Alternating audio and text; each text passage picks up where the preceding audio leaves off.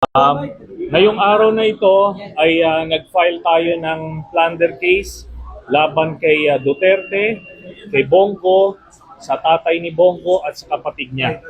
Ito ay tungkol sa 7 billion pesos worth na infrastructure projects na inaward nila Bongo at Duterte doon sa tatay at kapatid ni Bongo, at ito ay bawal at covered ito sa plunder law.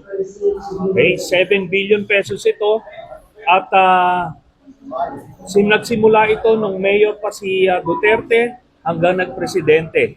Kaya alam naman natin na magkadugtong ang bituka ni Bongo at Duterte, kaya hindi niya pwedeng ipagkaila na hindi na impluwensyahan ito. Tapos nung senador na si Bongo, ganun din. Kahit na senador siya, siya pa rin ang nag-a-act as the alter ego of Duterte's. Talagang siya pa rin yung special assistant.